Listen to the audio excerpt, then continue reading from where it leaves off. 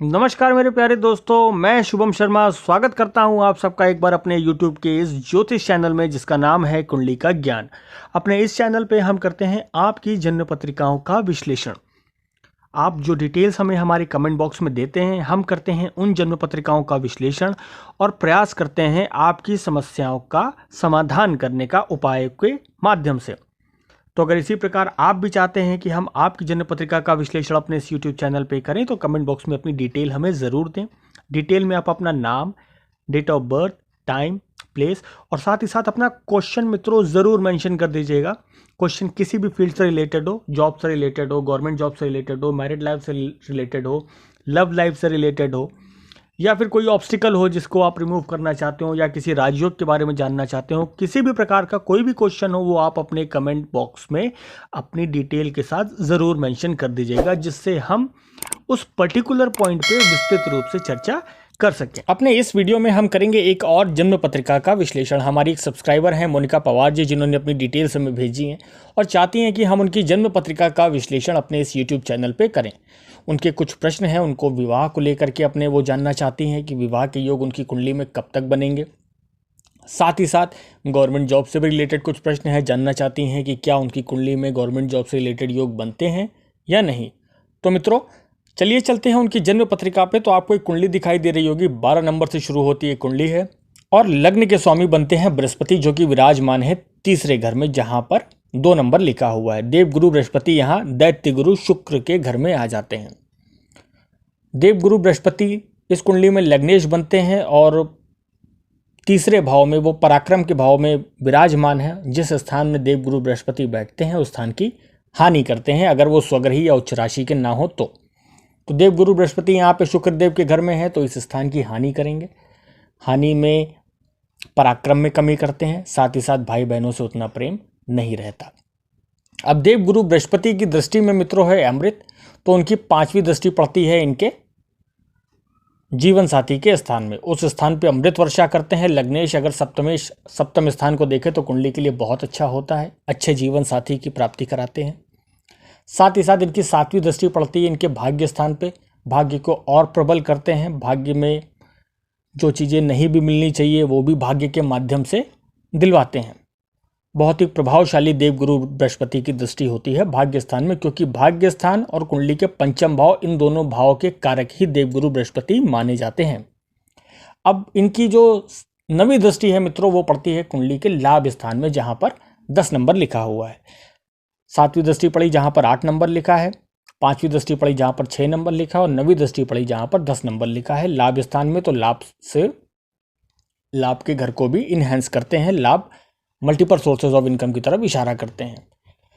अब मित्रों आगे चलते हैं कुंडली के दूसरे भाव में, जहां पर मंगल विराजमान है। मंगल यहाँ पे स्वग्रही हो जाते हैं, बहुत ही पावरफुल पोजीशन में आ जाते हैं। मंगल इस कुंडली में भाग्य स्थान के स्वामी हैं और धन स्थान के स्वामी हैं और अपने ही घर में विराजमान है। बहुत ही उत्तम योग है ये कुंडली के लिए। 9वें भाव के स्वामी होकर के दूसरे भाव में जाकर के बैठे हैं, स्वग्रही होकर के अत्यधिक मात्रा में धन संचय की स्थिति बनाते हैं, पैतृक संपत्ति की प्राप्ति के योग बनाते हैं। वाणी थोड़ी सी कर्कश जरूर होती है, कुटुंब बड़ा होता है, कुल में काफ़ी जाने जाने वाली ऐसी शख्सियत होती है जिनकी कुंडली में मंगल स्वग्रही होकर द्वितीय स्थान में बैठ जाए। काफ़ी प्रिय होते हैं कुटुंब के लोगों को ऐसे लोग, तो मंगल इस स्थान के लिए बहुत ही बड़ा पॉजिटिव है।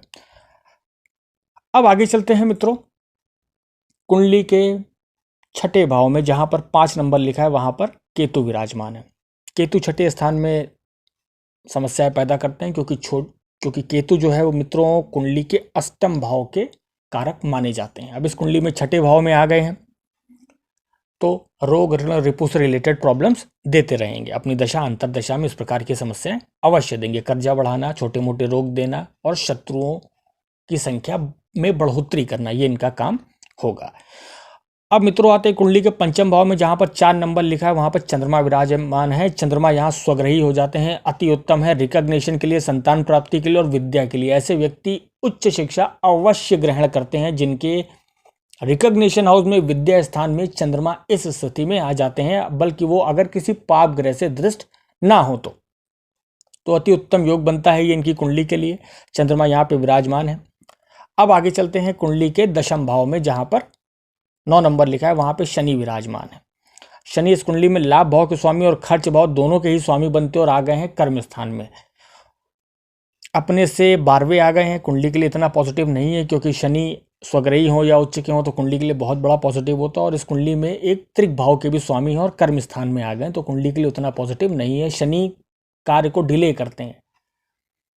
जिस भी कार्य में सोचती हैं कि इसमें काम बन जाएगा, उसमें डिले हो जाता है। शनै शनै काम करना ही शनि का काम होता है, तो काम धीरे धीरे रगड़ रगड़ के काम करवाते हैं, और एक फील्ड में एक जगह जो है वो स्टेबल नहीं होने देते, कभी इधर कभी उधर वाली स्थिति बनाते हैं।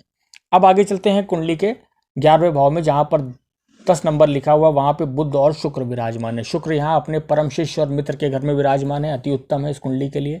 साथ ही साथ कुंडली के 5वें भाव पर दृष्टि पड़ती है शुक्र की, वो भी उत्तम है। संतान प्राप्ति के योग, ऐश्वर्य दिलाते हैं, रिकॉग्निशन में और बढ़ोतरी करेंगे। किसी क्रिएटिव फील्ड से जुड़ती हैं तो शुक्र अवश्य साथ देते हैं। साथ ही साथ यहाँ बुध और शुक्र मिलकर के लक्ष्मी नारायण योग बनाते हैं, तो गुरु की भी दृष्टि पड़ रही है इस स्थान पे। साथ ही साथ ये दोनों ग्रह भी हैं, तो निश्चित रूप से मल्टीपल सोर्सेज ऑफ इनकम की तरफ इशारा करते हैं। साथ ही साथ जो बुध हैं इस कुंडली में मित्रों, वो जीवन साथी स्थान के स्वामी है, यानी सप्तम स्थान के स्वामी होकर के कुंडली के 11वें स्थान में आ गए हैं, अपने से 5वें आ गए हैं। कुंडली के लिए बहुत अच्छा है। विवाह उपरांत अधिक सोर्स ऑफ इनकम की तरफ ऐसा योग इशारा करता है। अब आगे चलते हैं कुंडली के 12वें भाव में, जहां पर सूर्य और राहु विराजमान है। ये मित्रों इस कुंडली के लिए सबसे बड़ा निगेटिव पॉइंट है। राहु और सूर्य अगर किसी भी कुंडली में हो और ग्रहण बन जाता है तो उस स्थान के लिए बहुत बड़ी दिक्कत होती है। साथ ही साथ ये कुंडली के 12वें स्थान में है, तो लीगल कॉम्प्लिकेशन की प्रॉब्लम सूर्य की दशा में और राहु की दशा में अवश्य आ सकती हैं। उनसे आपको सचेत रहने की आवश्यकता है। अननेसेसरी का खर्चा कराना राहु का काम होता है, और राहु की प्रवृत्ति होती है इम्पैक्टफुल रिजल्ट देने की, अचानक रिजल्ट देने की, एकदम से विस्फोटक प्रवृत्ति होती है राहु की। तो इसके लिए आपको सदैव सावधान रहना होगा। अब चलते हैं आपके प्रश्नों की तरफ। आपने पूछा कि क्या गवर्नमेंट जॉब के योग हैं, तो सूर्य आपकी कुंडली में 12वें स्थान में है और 6ठे स्थान के स्वामी हैं, तो इस कुंडली में ऐसे योग नहीं बनते। परंतु मंगल आपकी कुंडली में भाग्य स्थान के स्वामी हैं और स्वग्रही होकर के विराजमान है, तो अगर डिफेंस सेक्टर की तरफ आप ट्राई करती हैं तो वो आपके लिए अति उत्तम रहेगा। उस स्थिति में योग बनते हैं, अन्यथा नहीं बनते हैं। अब विवाह की बात करते हैं। आपने विवाह के बारे में पूछा, तो अभी देवगुरु बृहस्पति ने अप्रैल में अपना घर परिवर्तन मकर राशि से कुंभ राशि में किया, यानी जहां पर 11 नंबर चल रहा है, तो गुरुदेव अभी गोचर में वहां पर है। जब गुरुदेव एक स्थान और आगे आएंगे साल भर के बाद, तो उनकी दृष्टि पड़ेगी आपके विवाह स्थान में। जैसे ही एक साल बीतेगा, आपकी कुंडली में विवाह के योग प्रबल हो जाएंगे और उसी दौरान विवाह निश्चित रूप से हो जाएगा। तो मित्रों, ये था इनकी जन्म पत्रिका का विश्लेषण और ये था इनके प्रश्नों का उत्तर। हम आशा करते हैं आपको हमारा वीडियो पसंद आया होगा। अगर इसी प्रकार आप भी चाहते हैं कि हम आपकी जन्म पत्रिका का विश्लेषण करें, तो कमेंट बॉक्स में अपनी डिटेल ज़रूर दें, और हमारे निस्वार्थ भाव की सेवा के लिए हमारे चैनल को सब्सक्राइब करना मत भूलिएगा। हम मिलते हैं आपसे अपने अगले वीडियो में। तब तक के लिए मित्रों बहुत बहुत धन्यवाद।